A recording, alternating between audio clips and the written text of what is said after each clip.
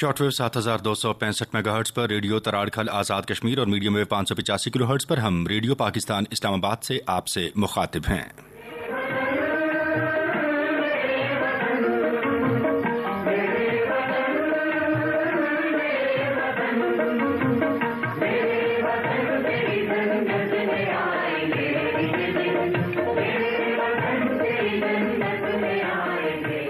آپ سن رہے ہیں پروگرام کشمیر منظرنامہ۔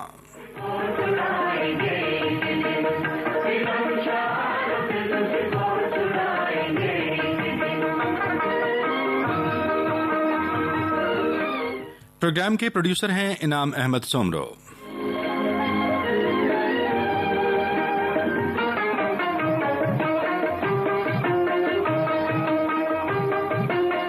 اور اس پروگرام میں آپ کا میزبان مناظر حسین۔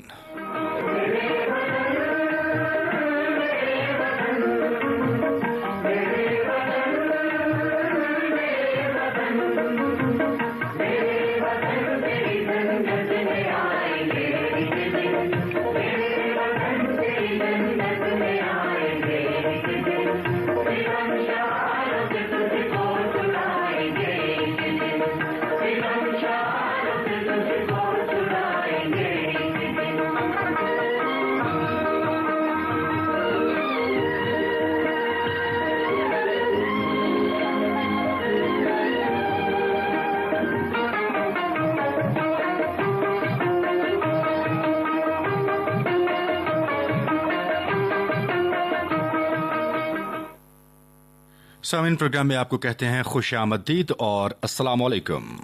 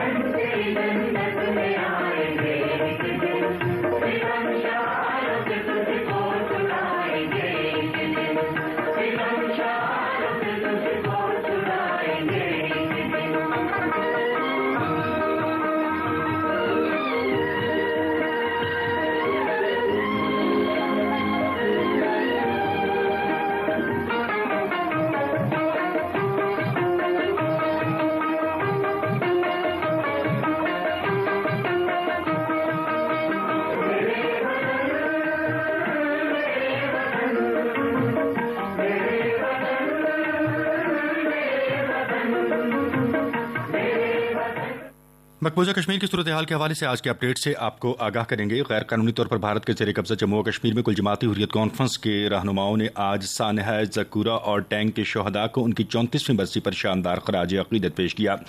کشمیر میڈیا سروس کے مطابق 1990 میں آج کے دن سری نگر کے علاقوں زکورہ اور ٹینگ پورہ میں بھارتی فوجیوں نے پرامن مظاہرین پر اندھا دھند فائرنگ کر کے 50 سے زائد بے گناہ شہریوں کو شہید اور درجنوں کو زخمی کر دیا تھا۔ کل جماعتی حریت کانفرنس کے رہنماؤں غلام محمد خان سوپوری، سید بشیر اندرابی، ایڈوکیٹ ارشد اقبال اور دیگر نے اپنے بیانات میں کہا کہ زکورہ اور ٹینگ پورہ جیسے قتل عام کے واقعات مقبوضہ علاقے میں بھارت کی جانب سے جاری نسل کشی مہم کا حصہ ہیں۔ انہوں نے افسوس کا اظہار کیا کہ 34 سال گزرنے کے بعد بھی زکورہ اور ٹینگ پورہ قتل عام کے شہداء کے اہل خانہ ابھی تک انصاف کے منتظر ہیں۔ انہوں نے کہا کہ جموں و کشمیر کے عوام کے ذہنوں میں زکورہ اور ٹینگ پورہ قتل عام کی تلخ یادیں آج بھی تازہ ہیں۔ حریت رہنماؤں نے کہا کہ مقبوضہ جموں و کشمیر دنیا کو وہ واحد علاقہ ہے جہاں سب سے زیادہ بڑی تعداد میں قابض فوجی تعینات ہیں۔ انہوں نے کہا کہ بھارتی فوجی گزشتہ 7 دہائیوں سے بے گناہ کشمیریوں کے قتل عام اور انسانی حقوق کی سنگین پامالیوں میں ملوث ہیں۔ انہوں نے کہا کہ دنیا کی کوئی طاقت کشمیری عوام کی جاری تحریک آزادی کو دبا نہیں سکتی۔ کشمیری شہداء کے مشن کو ہر قیمت پر اس کے منطقی انجام تک پہنچانے کے لیے پرعزم ہیں۔ حریت رہنماؤں نے عالمی برادری سے مطالبہ کیا کہ وہ بھارت کے ہاتھوں کشمیریوں کی نسل کشی کا نوٹس لے اور اقوام متحدہ کے جنگی جرائم کے ٹریبیونل کو مقبوضہ جموں و کشمیر میں قتل عام کے تمام واقعات میں ملوث بھارتی فوجیوں کے خلاف کارروائی شروع کرنی چاہیے۔ انہوں نے عزم ظاہر کیا کہ کشمیری شہداء کی قربانیاں ایک دن ضرور رنگ لائیں گی اور وہ بھارتی تسلط سے آزادی حاصل کر لیں گے۔ اس کے علاوہ بھارت کے غیر قانونی زیر قبضہ جموں و کشمیر میں انجمن اوقاف جامع مسجد نے میر وائس کی آج پھر گھر میں نظر بندی اور انہیں نماز جمعہ کی ادائیگی کے لیے جامع مسجد جانے سے روکنے کی شدید مذمت کی ہے۔ کشمیر میڈیا سروس کے مطابق انجمن اوقاف نے سری نگر میں جاری ایک بیان میں کہا کہ انتظامیہ نے گزشتہ شام انجمن کو مطلع کیا تھا کہ میر وائس آج جامع مسجد میں نماز جمعہ ادا کر سکتے ہیں اور اس حوالے سے ان پر کوئی پابندی نہیں ہے، لیکن وہ اپنی بات سے مکر گئے اور آج انہیں پھر گھر میں نظر بند کر دیا گیا، جو انتہائی افسوسناک ہے۔ بیان میں کہا گیا ہے کہ میر وائس کشمیر کو سری نگر کی تاریخی جامع مسجد میں مذہبی فرائض کی انجام دہی سے بلا جواز روکا جا رہا ہے اور یہ پابندی نہ صرف ان کے بنیادی حقوق سلب کرنے کے مترادف ہے بلکہ کشمیری مسلمانوں کے دینی امور میں بھی صریحاً مداخلت ہے۔ بیان میں کہا گیا کہ میر وائس کی رہائی کی مسلسل اپیلوں کے باوجود انتظامیہ ٹس سے مس نہیں ہو رہی۔ بیان میں کہا گیا کہ میر وائس کی گھر میں نظر بندی کے حوالے سے ایک عرضداشت ہائی کورٹ میں 6 مارچ کو سماعت کے لیے مقرر ہے اور انجمن یہ امید کرتی ہے کہ عدالت میر وائس کے بنیادی حقوق کی بحالی اور ان کی رہائی یقینی بنائے گی۔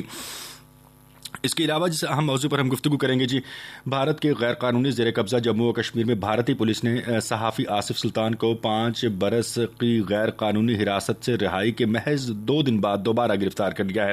KMS کے مطابق آصف سلطان کو بھارتی ریاست اتر پردیش کی جیل سے سری نگر کے علاقے بٹا مالو میں اپنے گھر پہنچنے کے فوراً بعد دوبارہ گرفتار کیا گیا۔ انہیں بٹا مالو تھانے میں طلب کیا گیا جہاں پولیس نے انہیں ایک اور پرانے جھوٹے مقدمے میں گرفتار کر لیا۔ بھارتی پولیس نے آصف سلطان کو 2018 میں سری نگر میں رات کے وقت گھر میں چھاپے کے دوران گرفتار کیا تھا۔ پولیس نے ان پر عسکریت پسندوں کو پناہ دینے کا الزام عائد کیا تھا۔ اس کے علاوہ مودی کا جو دورہ ہے کشمیر کا، اس حوالے سے بھی ہم گفتگو کریں گے۔ بھارتی وزیر اعظم نریندر مودی کے مقبوضہ جموں و کشمیر کے دورے سے قبل قابض انتظامیہ نے پورے مقبوضہ علاقے میں خصوصاً سری نگر میں نام نہاد سیکورٹی اقدامات مزید سخت کر دیے گئے ہیں۔ KMS کے مطابق نریندر مودی 7 مارچ کو ایک جلسے سے خطاب کے لیے سری نگر کا دورہ کریں گے اور دورے سے ایک ہفتہ قبل ہی ڈل جھیل سری نگر کے کنارے واقع کشمیر انٹرنیشنل کنونشن سینٹر کے گرد سیکورٹی اقدامات کو سخت کر دیا گیا ہے، جہاں نریندر مودی ایک عوامی اجتماع سے خطاب کریں گے۔ اس کے علاوہ مختلف علاقوں میں لوگوں کی نقل و حرکت پر نظر رکھنے کے لیے بھارتی فورسز کی جانب سے اضافی چوکیاں قائم کی گئی ہیں۔ راہگیروں اور گاڑیوں کی تلاشیاں لی جا رہی ہیں، خاص طور پر ڈل جھیل اور اس کے گردنواح واقع علاقوں کے فضائی نگرانی کے لیے ڈرونز کو تعینات کیا گیا ہے۔ اسی صورتحال پر ہم مزید گفتگو کریں گے۔ ہمیں جوائن کیا ہے ڈاکٹر اسما خواجہ نے۔ آپ ایگزیکٹو ڈائریکٹر ہیں centre for international strategic studies Azad Jammu and Kashmir کے۔ السلام علیکم ڈاکٹر صاحب۔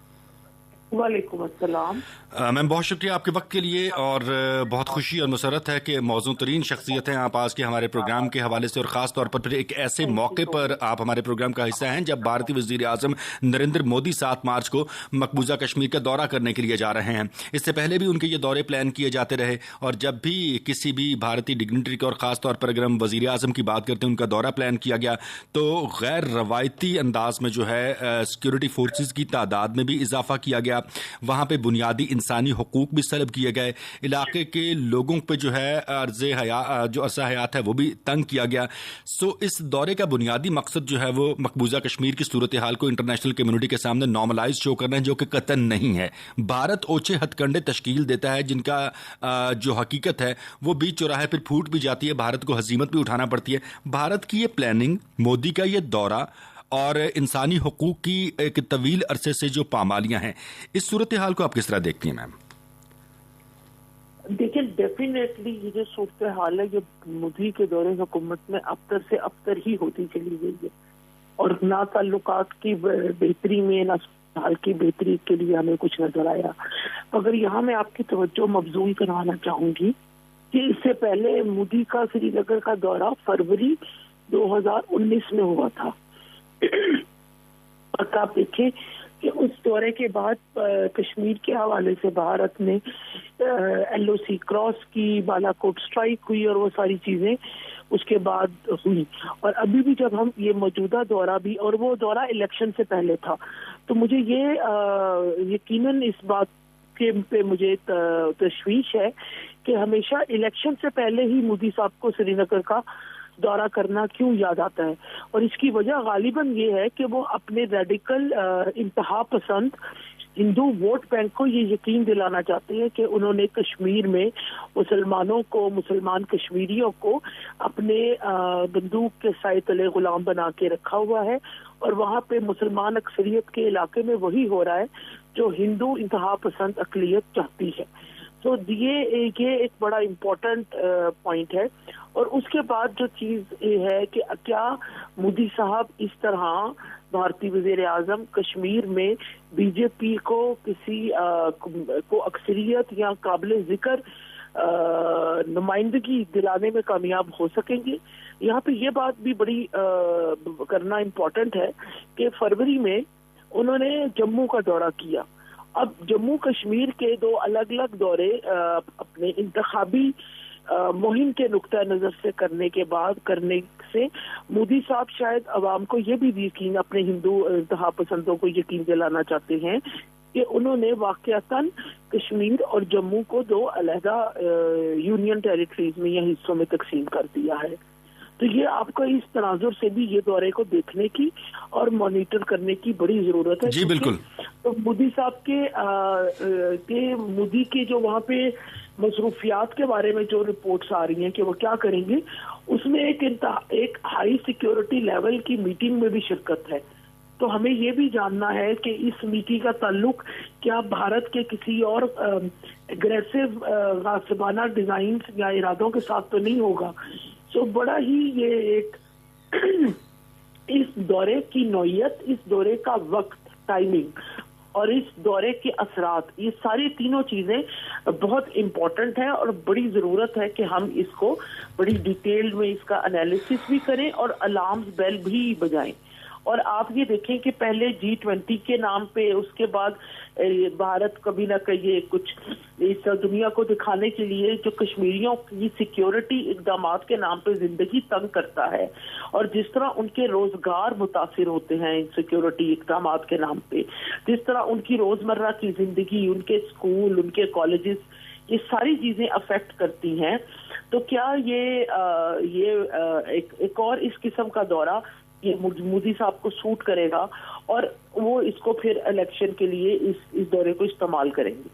یہ بھی بڑا امپورٹنٹ ہے کہ اگر کشمیر کے حالات اتنے نارمل ہیں تو سیکیورٹی اقدامات کے نام پہ یہ تمام ایسے اقدامات کر کے کشمیریوں کی زندگی تنگ کرنے کی کیا ضرورت ہے.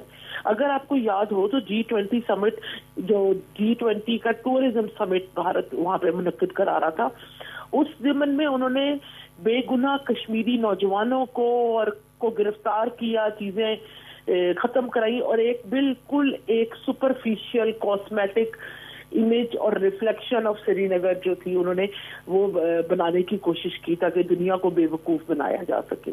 مگر اس کو، اور جب آپ یہ اقدامات دیکھتے ہیں تو آپ کو یہ بھی نظر آتا ہے بھارت کا رویہ، مطلب اور انڈورس ہو جاتی ہے یہ ہمارا پوائنٹ آف ویو کہ بھارت کا رویہ وہاں غاصبانہ طاقت کا ہی ہے. وہاں پہ عوام کو کیا مسائل ہیں، عوام کو کیا چاہیے، عوام کی کیا خواہش ہے، عوام کے لیے کیا بہتر ہے، یہ یقیناً ان کی کیلکولیشن میں، ان کے انفارم ڈیسیژن میکنگ کے پروسیس میں کہیں نہیں آتا. شاید یہی وجہ ہے کہ جب آپ لارجر بھارت کے ڈیموکریسی اور ڈیموکریٹک پروسیس کو دیکھتے ہیں، ڈیسیژن میکنگ پروسیسز کو دیکھتے ہیں، تو وہاں پہ کشمیری نقطۂ نظر کی نمائندگی آپ کو کہیں نظر نہیں آتی، ان لائک پاکستان. جبکہ پاکستان میں چاہے وہ ہماری سیکیورٹی پالیسی میکنگ ہو، چاہے وہ دفاعی پالیسی ہو، فورن پالیسی ہو، اکنامک پالیسی ہو، پولیٹیکل پارٹیسپیشن ہو، تو اس میں آپ کو ایک قابل ذکر تعداد کشمیر سے تعلق رکھنے والے پاکستانیوں کی نظر آتی ہے. تو یہ چیزیں بھی بڑے غور سے، ضرورت اس امر کی ہے کہ ہم بڑے غور سے ان چیزوں کا جائزہ لیں اور ان کا انالیسس کریں اور دنیا کو یہ بتائیں کہ بھارت جو ایک جھوٹا امیج کریٹ کر رہا ہے اس کی وہ کتنا فالس امیج ہے، یہ ہمارا فرض ہے دنیا کو بتانا. جی بالکل، آپ نے درست کہا کہ یہ ہمارا فرض ہے دنیا کو بتانا. اور اس کے علاوہ میم، ایک تو 5 اگست 2019 کے اقدامات، پھر اس کے بعد بھارتی سپریم کورٹ میں اس مقدمے کا چلنا، پھر مودی کے مفادات کا تحفظ ہونا، رام مندر کی تعمیر اور ہندوتوا اور RSS کی آئیڈیالوجی کی بیس پہ وہاں کے لوگوں کو ٹریپ کرنا اور اپنے انتخابی فوائد حاصل کرنا، اور اس ساری سچویشن میں پھر پاکستان کے خلاف بھی چھوٹے پروپیگنڈے کرنا اور سرجیکل سٹرائکس کے دعوے کرنا، پھر منہ کی کھانا.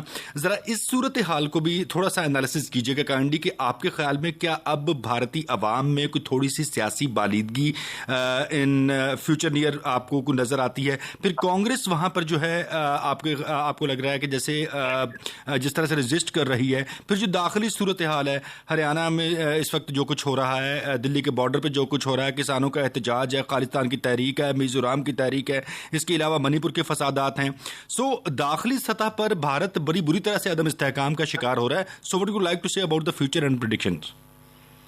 آپ نے بہت ہی اہم سوال کیا، بٹ اس میں بدقسمتی سے جو بی جے پی کا ہندو ریڈیکل ووٹ بینک ہے وہ یہ تمام صورتحال کو سمجھنے سے قاصر ہے.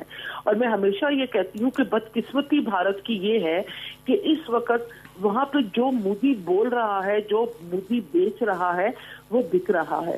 اینڈ دس مودی کے یہ سارے اقدامات جو آپ نے ابھی جن کا ذکر کیا، یہ they tell us about the collective conscious of Bharat.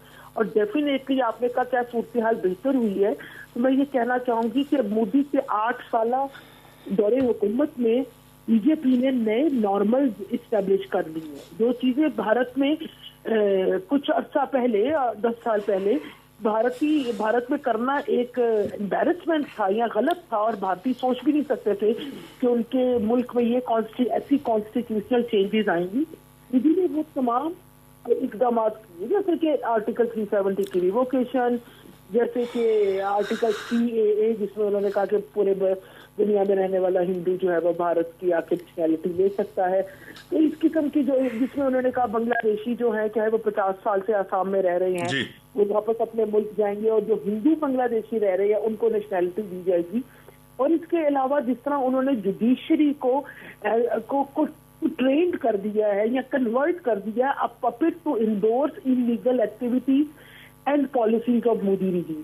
تو یہ تمام چیزوں میں نیو نارملز اسٹیبلش ہو گئے ہیں. ابھی مجھے بہتری کی توقع نہیں ہے، نہ بھارتی عوام کے فکر سے، نہ ان کی سمجھ سے. اور انہی 8 سال کے عرصے میں مودی نے بہت ہی کامیابی کے ساتھ ایسی تمام آوازوں کو، چاہے وہ پولیٹیکل تھیں، چاہے وہ انٹلیکچوئل تھیں، چاہے وہ اسکالرلی آوازیں تھیں، تحریریں تھیں، ان تمام کے لیے پبلک کانسٹیٹوئنسیز جو ہے ان کا حلقہ محدود کر دیا ہے.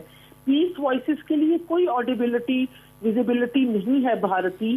اگر آپ دیکھیں اس پہ میڈیا پہ یا پولیٹیکل ڈسکورس میں آپ کو جو ایسے تمام سیاستدان جنہوں نے کبھی بھی امن کی، کانفلکٹ ریزولوشن کی، کشمیر میں امن کی، کشمیر کے مسئلے کے پرامن حل کی بات کی، آج آپ کو وہ بھارت کے سیاسی لینڈسکیپ پہ نظر نہیں آتے. اور ریسنٹ ایگزامپل مودی کی فسطائیت کی یہ ہے کہ internationally acclaimed Kashmiri Pandit professor doctor Natasha Kaul, ان جو کہ پچھلے ایک دہائی سے کم مودی کی پالیسیز کی مخالفت کرتی ہیں اور مودی کی کشمیر پالیسی کی نقاد ہے. انہوں نے کشمیر کے مسئلے کے انسانی زاویے کو دنیا کے سامنے اجاگر کرنے کے لیے کشمیر پہ کئی ناولز اور کتابیں لکھی. ان کی کشمیر پہ ان کا کام انٹرنیشنلی اکنالج کیا گیا، اور US کانگریس نے ان کو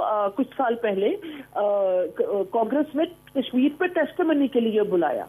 اور ایکچوئل کشمیر فائلز یہ ہے کہ بھارت کی مودی رجیم نے ڈاکٹر نتاشا کول کو بنگلور ایئرپورٹ سے بھارت میں انٹر نہیں ہونے دیا، اور ان کا بھارت میں انٹری منسوخ کر دی. پاسپورٹ بھی، ویزا بھی لگا ہوا، اور اس بنگلور میں جو حکومت جو ہے لوکل حکومت، اس نے ان کو انوائٹ کیا to speak in a conference. اور یہ ہے مودی کی فسطائیت. کشمیر فائلز جیسی جھوٹی فلمیں بنا کے وہ اگر مجاہدین یا حریت پسندوں پہ الزام لگاتے ہیں تو یہ ہے مودی جو کہ ایک ہندو کشمیری خاتون کو صرف اس لیے بھارت میں داخلے کی اجازت نہیں دے رہا کہ ان کے نظریات مودی کو سپورٹ نہیں کرتے. And this is what Bharat has become during Modi regime. And this also, یہ مجھے یاد کراتا ہے ایک اور انٹرنیشنلی مشہور بھارتی اسکالر ہیں مسٹر اشوک سوائن، جو تواتر پہ مودی حکومت اور اس کی پالیسیز کے خلاف لکھتے ہیں. ان کی شہریت مودی نے منسوخ کر دی. تو یہ ہے بھارت کا اجتماعی ضمیر، جہاں پہ मोदी को एक डिक्टेटर अथॉरिटेरियन लीडर के तौर पे बढ़ावा मिल रहा है। अब भारत में आप देखें अगर, तो हम पहले मुख्तलिफ इंटरनेशनल ऑर्गेनाइजेशंस भारत को इलेक्टोरल ऑटोक्रेसी करार देती थी, यानी कि एक ऐसी फिस्तायत जहां इलेक्शन करवाए जाते हैं और अब इस transition from the largest democracy to the largest electoral autocracy पे भी भारतीय अवाम और हुकूमत और मोदी को शर्मिंदगी नहीं है, और अभी वो और ज्यादा फिस्तायत को और ज्यादा नाफिज कर रहे हैं और ज्यादा इंडोर्स कर रहे हैं, और बजाय इसके कि वो कुछ ऐसे इक़दाम करें जिससे भारत के जमहूरी मुमलिकत होने का तासुर पैदा हो। तो वो अब तासुर पैदा करने भी नहीं चाह रहे, ताकि वो एक तरह से अपने जो हिंदुत्व इंतहा पसंद वोट बैंक है उसके आगे सच्चे हो सकें, उसके आगे अपने आप को कामयाब साबित कर सकें। तो ये पूरा एक झूठ का जो बबल है भारतीय अवाम उसमें रह रही है। अब मोदी का फैलाया हुआ ये एक झूठा यूटोपिया जो है, इसको भारतीय हुकूमत भारतीय अवाम, तो मुझे बड़ा अफसोस है कि ये 8 सालों में जो अब भारतीय अवाम के दिमाग के साथ परसेप्शन बिल्डिंग और ये सारे मोदी के इक़दामात हैं, उनसे आप उन दिमाग की रैशनैलिटी की कैलकुलेशन ही मोदी हुकूमत ने तब्दील कर दी। राइट अच्छा मैम, इसके अलावा एक अहम नुक्ता जो हम यहाँ पे डिस्कस करना चाहेंगे मकबूजा कश्मीर की सूरत हाल के हवाले से, वो चूँकि आप डायरेक्टली माशाल्लाह इस सारी सिचुएशन से रिलेटेड हैं, you are the best suitable personality to discuss this all things. एक ही हल है हक़ खुदरादियत के हवाले से जो अक़वाम मुत्तहिदा की करारदादों के मुताबिक कश्मीरियों को तफवीज़ किया गया है, वो है राय शुमारी। लेकिन अब हम ये देख रहे हैं कि भारत गुज़श्ता कुछ अरसे से मुसलसल डेमोग्राफिकल चेंजेस के हवाले से भी वही हथकंडे अपना रहा है कि किसी तरह से आबादियाती तनासुब तब्दील कर दिया जाए, और खुदा न खास्ता अगर भारत इस मजमूम साजिश में कामयाब होता है तो फिर बाकी सोल्यूशन अक़वाम मुत्तहिदा के रेजोल्यूशंस के मुताबिक बचता क्या है? अक़वाम मुत्तहिदा की देखिए रेजोल्यूशन के मुताबिक इस्तिस्वाबे राय होगा। भारत अपनी जो भी इक़दामात कर ले, हिस्से बखरे कर ले, डेमोग्राफिक चेंजेस कर ले, मगर यूएन रेजोल्यूशन में की रोशनी में इसका भी सलूशन मौजूद है। तो कश्मीर में एक इस्तिस्वाबे राय में गालिबन वोट वही डालेगा जिसकी 47 से पहले कश्मीर में कोई प्रॉपर्टी थी। तो ये सारी चीजें जो भारत जो भी मजमूम और भारत मकबूजा कश्मीर की डेमोग्राफिक चेंजेस करने का इसलिए सोच रहा है या इसलिए करना चाह रहा है, ऐसे इक़दामात ले रहा है क्योंकि नवंबर 1947 में जम्मू जेनोसाइड के जरिए 4 लाख से ज्यादा कश्मीरी मुसलमानों को शहीद करके भारत एक्चुअली जम्मू की डेमोग्राफी को कामयाबी से तब्दील कर चुका है। एक मुस्लिम मेजॉरिटी रीजन को भारत बना चुका है हिंदू मेजॉरिटी रीजन। तो इस कामयाब तजुर्बे और इस से इंस्पायर होके और इजरायली तरीके और जबर की दास्तानें फलस्तीन से इंस्पायर होके भारत ये तमाम इक़दामात मकबूजा कश्मीर में भी करना चाह रहा है ताकि किसी तरह कश्मीरियों का हक उनकी जमीन के ऊपर महदूद किया जा सके। और यहाँ पे मैं ये भी अर्ज करना चाहूंगी कि इंटरनेशनल लॉ प्रोटेक्शन देता है इंडिजिनस पीपल को। Kashmiris are the indigenous people, soil of the sun, actual owner of the land and territory and resources of Jammu and Kashmir, and that right अगर भारत इस हक को डाइल्यूट करना भी चाह रहा है तो इंटरनेशनल लॉ की मुख्तलिफ शिक्कों के तहत इस हक के कश्मीरियों के right to their land and property को इंटरनेशनल लॉ भी तस्लीम करता है। तो इस तरह एक इंडिजिनस कम्युनिटी को इनसिक्योर करने और जाली हथकंडों के जरिए अकलियत में बदलने की भी भारतीय साजिश उसी तरह नाकाम होगी इंशाअल्लाह जिस तरह पिछले 76 साल में भारत की वो तमाम साजिशें जो कश्मीरी अवाम को डराने, बहकाने, उनको मजबूर करने के लिए थी, जिस तरह वो तमाम साजिशें कामयाब नहीं हुई तो ये साजिश भी इंशाअल्लाह अपने वो रिजल्ट मतलूबा रिजल्ट नहीं प्रोवाइड करेगी। मैं हमेशा कहती हूँ कि भारतीय हुकाम को, मोदी को ये समझना चाहिए कि अगर 76 साल में सारे जुल्म व सितम के बावजूद कश्मीरी अवाम इस बात को तस्लीम नहीं किया कि वो भारत को अपना के भारत के साथ जिंदगी गुजारना चाहते हैं, तो अगले 76 साल में भी ये पॉसिबल नहीं है। तो ये बात भारतीय हुक्मरान आज समझे या कल समझे, उन्हीं के लिए इस चीज में बेहतरी होगी।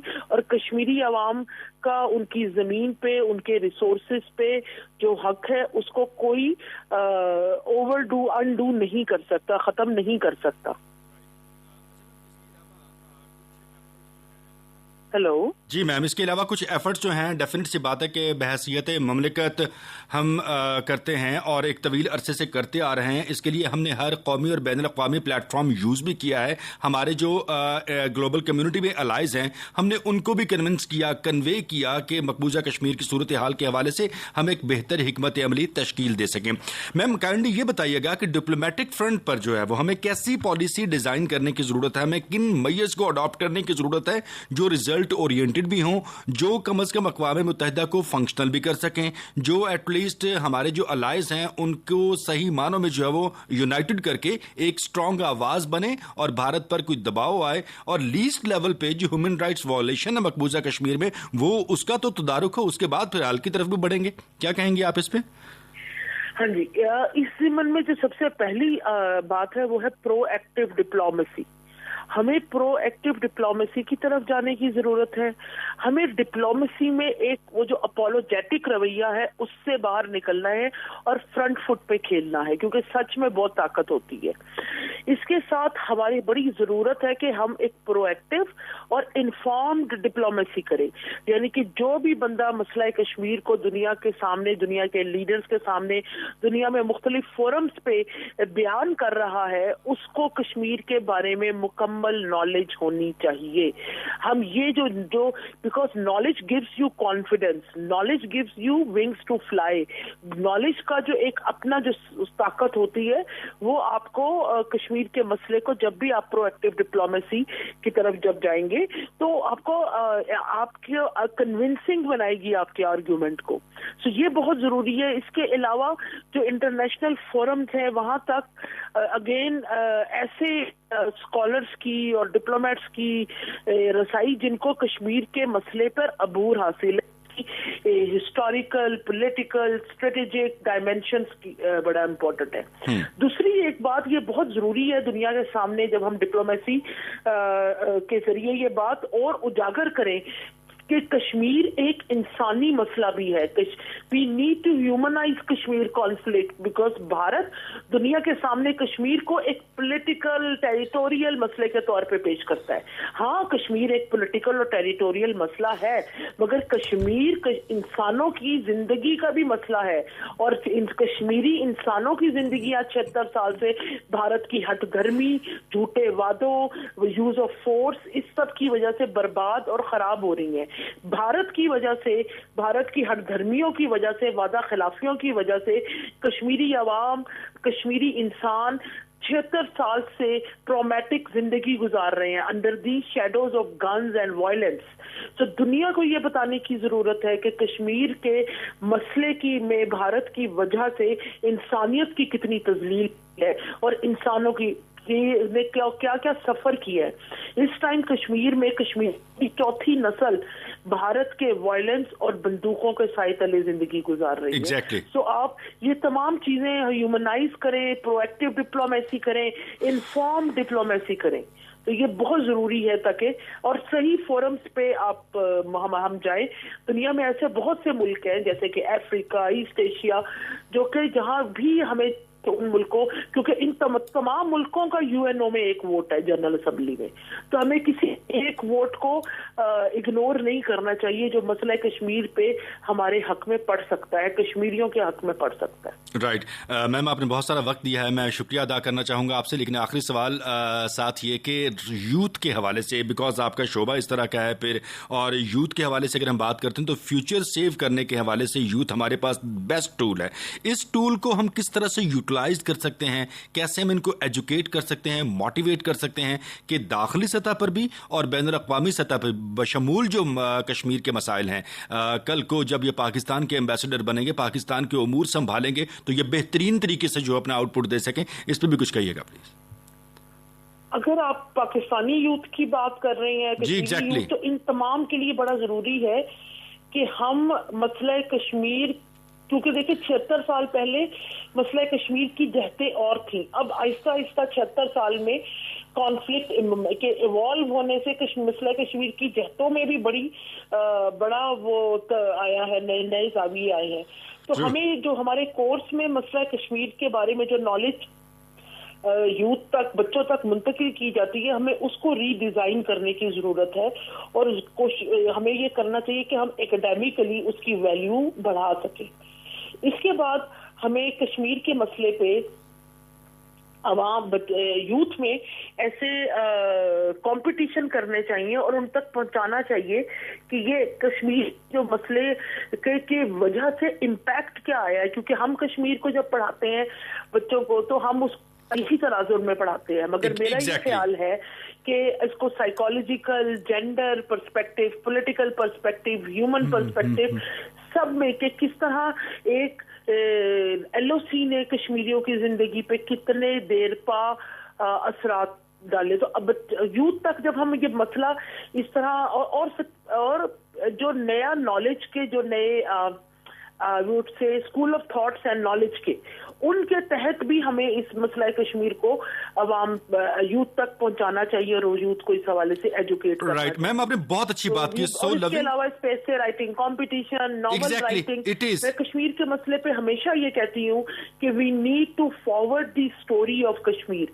تو مسئلہ کشمیر کی دکھ کی داستانیں لکھنی چاہیے تاکہ یوتھ پڑھے اور محسوس کرے کہ 76 سال سے یہاں پہ کیا ہو رہا ہے. میم ایک اہم عہدے پہ ماشاءاللہ آپ متعین ہیں, ایک انسٹیٹیوٹ کی آپ جو ہے سربراہ ہیں, ایگزیکٹو ڈائریکٹر کی حیثیت سے آپ centre for international strategic studies Azad Jammu and Kashmir کے طور پہ جو آپ اپنی ذمہ داریاں نبھا رہی ہیں. ہم آپ کے لیے نیک خواہشات کے متمنی ہیں, لیکن ایک چھوٹی سی سجیشن میم ضرور دینا چاہوں گا, اگر آپ اسے قابل عمل سمجھیں تو. گو کہ ہمارے پلیٹ فارم پر آپ جیسی جو بھی معزز شخصیات آتی ہیں ہم ان کے گوش گزار ضرور کرتے ہیں, باقی کنسیڈر کرنا, یہ اسے قابل عمل سمجھنا وہ آپ کے وزڈم پہ. کیا ہی اچھا ہو کہ ہمارے وہ تمام اسٹوڈنٹس جو پاکستان اسٹڈیز پہ, ہسٹری پہ جو ماسٹرز کرتے ہیں یا آگے پی ایچ ڈیز کرتے ہیں, ایٹ لیسٹ کم از کم ہم ان کو اسپیسیفکلی اس ساری سچویشن پہ جو ہے وہ فوکس کریں کہ وہ کشمیر کے حوالے سے اور فیوچر کے حوالے سے کچھ لائک ریسرچ جو ہماری ہوتی ہے اس پوائنٹ آف ویو سے ان کو ذرا ہم مزید موٹیویٹ کریں تاکہ ہمارے پاس ایک مخصوص کھیپ تیار ہو سکے جو بین الاقوامی محاذ پر ہمارے مفادات کا تحفظ کر سکے. اس پہ بھی ذرا کائنڈلی کمنٹ کیجیے گا. آپ نے بہت اچھی بات کی. ڈیفینیٹلی ہم اس کو کہتے ہیں کہ یوتھ کے لیے اپرچونٹیز کریٹ کریں ریلیونٹ. ہمارا تھنک ٹینک 1 سال سے ایک blog series strategic forecast کے نام سے چلا رہا ہے, اور یہ ہماری ویب سائٹ پہ اویلیبل ہے, جہاں پہ ہم یوتھ کے کشمیر یا اس طرح کے مختلف نوعیت پہ لکھے گئے تحریر کو جگہ دیتے ہیں اور ہم ان کو اپنا پلیٹ فارم پرووائڈ کرتے ہیں. اس کے علاوہ ہم بہت جلد یہ political science, international relation, strategic studies, کشمیریات, ان کے گریجویٹس کو انٹرنشپس آفر کرنے والے ہیں, اور ساتھ میں مسئلہ کشمیر پہ مختلف سرٹیفکیٹ کورسز. تو جو آپ نے جس طرف ہماری توجہ مبذول کرائی ہے, ہم آلریڈی اس نالج گیپ پہ کام کر رہے ہیں, اور ہم نے یہ اسی ضرورت کو محسوس کرتے ہوئے یہ تھنک ٹینک کا قیام عمل میں آیا ہے جے کے میں. کیونکہ اگر آپ دیکھیں تو مقبوضہ کشمیر میں یا کوئی بھارت کو تو انڈیپینڈنٹ سوچ سے کشمیریوں کی اتنا خوف ہے کہ پورے مقبوضہ جموں اینڈ کشمیر میں کوئی تھنک ٹینک نہیں ہے. جی بالکل. تو یہاں پہ ہم چاہتے ہیں کہ عوام کو ہم ہیلپ کرے, نالج گیپ فل کرے, انٹرنیشنل اکیڈیمک اسٹینڈرڈز لے آئیں, اور یہ تمام جو آپ نے جس طرح کہا جو ہمارے مسنگ لنکس ہیں ان کو برج کیا جائے academically. Ma'am I salute you for the love with Kashmir, with Pakistan, and being true and good human. But اس ساری سچویشن میں one more good point I would like to کہ آپ تھوڑا سا اس پہ ذرا فوکس کیجیے گا کہ جو بھارت کی ریشہ دوانیاں ہیں, یہ جو بھارت کی چالیں ہیں کہ بھارت کس حد تک شاطرانہ اور مکارانہ رویے طریقے اور اقدامات اختیار کرتا رہا ہے، خواہ وہ EU ڈسنفو لیب کا معاملہ ہو، خواہ وہ سرجیکل اسٹرائک کا معاملہ ہو، خواہ پھر جو ہے وہ جب آپریشن سوئفٹ ریٹارٹ ہوا اس طرح کے معاملات ہوں، یا پلوامہ کا ڈرامہ ہو، اڑی کا ڈرامہ ہو. تو اس سے بھی ذرا تھوڑا سا ہمارے اسٹوڈنٹس کو ہاؤ دینے کی ضرورت ہے، ایجوکیٹ کرنے کی ضرورت ہے کہ یہ وہ تمام وہ چالیں ہیں کہ بھارت چائے پی لیتا ہے. اس پہ میں نے ایک کتاب لکھی ہے 2018 میں، shaking hands with clenched fist, grand trunk road to confidence building measures between Pakistan and India. اور اس میں نے کوشش کی ہے کہ نوجوان نسل کے ان سوالوں کے میں جواب دے سکوں. بہت خوب. کتاب یہ انگریزی میں ہے، مگر آپ کی اب مجھے خیال آ رہا ہے آپ سے گفتگو کرتے ہوئے اس کا اردو میں بھی ترجمہ ہونا چاہیے تاکہ اس کی ایکسیسیبلٹی بڑھے. رائٹ. تو میم کائنڈلی مجھے معلوم ہے، مجھے احساس ہے اس بات کا کہ میں کافی سارا وقت آپ کا لے چکا ہوں، لیکن اگر مختصراً اس کتاب کے مندرجات ہمارے سامعین کے ساتھ آپ شیئر کریں تو I would be thankful to you. مختصراً کیا اس کتاب کے مندرجات، لائک سمندر کو کوزے میں بند کرنے والی بات ہوگی، لیکن میں چاہوں گا کہ پلیز کتاب کے بارے میں. جی. ہاں، کتاب میں ایکچولی 70 سال کا اکیڈیمک اکاؤنٹ ہے کہ بھارت اور پاکستان کے بیچ میں مختلف ایشوز پہ انکلوڈنگ کشمیر جتنی بھی پیس بلڈنگ ایفرٹس ہوئی، مذاکرات ہوئے، بائیلیٹرل ٹاکس ہوئی اور انیشیٹیوز لیے گئے، ان کے ناکام ہونے کی وجوہات کیا تھی. کتاب پہ ویسے ہم ایک سیپریٹ پروگرام بھی کر سکتے ہیں. جی ضرور، انشاءاللہ آپ کو ضرور زحمت دیں گے. مجھے اس لیے آیا اس کتاب کا کہ ہمیشہ جب آپ ویسٹرن میڈیا پڑھتے ہیں، آپ انڈین میڈیا دیکھتے ہیں، تو پاکستان کو ایز اینٹیگونسٹ، یعنی کہ ایک ایسا ملک جس کی وجہ سے ساؤتھ ایشیا میں امن نہیں ہو سکتا کے طور پہ پریزنٹ کیا جاتا ہے. مگر اس کتاب نے تحقیقی اور علمی بنیاد پہ اس بات کا انالیسس کیا کہ کیسے کیا وجوہات رہی جس کی وجہ سے پیس بلڈنگ اور پیسفل کانفلکٹ ریزولوشن کامیاب نہیں ہو سکی. اور آپ یقین کریں، آپ یہ کتاب پڑھیں، اور میں یوتھ سے بھی یہ ریکویسٹ کروں گی یہ پڑھیں کہ ہر ہسٹری کہتی ہے، حقیقت کہتی ہے کہ ہر ایونٹ پہ it was India, it was Bharat ran away from the negotiation table, جس نے جھوٹ بولا، جس نے وعدہ خلافیاں کی، اور ہر موقع پہ پاکستان کے سامنے اپنے رویے سے اس چیز کو یقینی بنایا کہ پاکستان اور پاکستانی حکام بھارت پہ کبھی بھروسہ نہ کریں. مگر یہ بہت لمبی گفتگو ہے، میں چاہوں گی کہ آپ ایک اور پروگرام آپ کے ساتھ ہو میم انشاءاللہ. تو میں زیادہ ایکسپلین کروں. بے حد مسرت ہوئی، بہت خوشی ہوئی آپ کے ایگزسٹنس. جاتے جاتے صرف یہ بتا دیجیے کہ میم ایک تو کتاب کا ٹائٹل بھی، اور دوسرا is it available on Google, کیونکہ آن لائن اسٹڈی کا آج کل بڑا رجحان بڑھ گیا ہے، تو hard copies It is available on Amazon. It is available on Book Bank and Mr. Books and most of the libraries of Pakistan. اور کتاب کا نام ہے Shaking Hands with Clenched Fists. Right. Good ہو گیا میم. Grand Trunk Road to Confidence Building Measures between Pakistan and India. Right. تو اگر آپ اس پہ ایک سیپریٹ پروگرام کریں گے تو میں آپ کو کتاب تحفتاً بھی بھجوا دوں گی. بہت بہت مشکور ہوں گے میم، ہم آپ کے انشاءاللہ آپ کو ضرور زحمت بھی دیں گے. اینڈ آئی وش کہ اگر آپ تھوڑا سا مزید ایفرٹ کر کے اگر یہ آن لائن اسٹڈی کرنے کے لیے بھی اویلیبل ہو تو کیا ہی کہنے، آپ کی ویب سائٹ ہونی چاہیے. نہیں ہے اویلیبل کیونکہ اس پہ میرے رائٹس نہیں ہے، مگر امیزون پہ ہے $10 میں، اور میرا خیال ہے 2000. میم آپ نے اتنا ماشاءاللہ کمپیٹنٹ، اتنا جاں فشانی کے ساتھ آپ نے اتنا عمدہ یہ ورک کیا، ایک بہترین کتاب آپ نے کمپوز کی ہے، تو اگر اپنی ویب ہوگی تو وہ بھی میرا خیال ہے کہ بہت اچھا ایک سلسلہ ہوگا. اچھا آئیڈیا. چلے یہ تجویز پہ بھی میں سیریسلی غور کرتی ہوں. So nice of you ma'am, thank you very much. ہمارے ساتھ موجود تھیں ڈاکٹر اسماء خواجہ صاحبہ، بہت بہت مشکور ہیں ان کے کہ انہوں نے بہت سارا وقت ہمیں آج دیا ہے. جی ایگزیکٹو ڈائریکٹر ہیں آپ centre for international strategic studies, Azad Jammu and Kashmir, Azad Jammu and Kashmir, Azad Jammu and Kashmir, Azad Jammu and Kashmir, Azad Jammu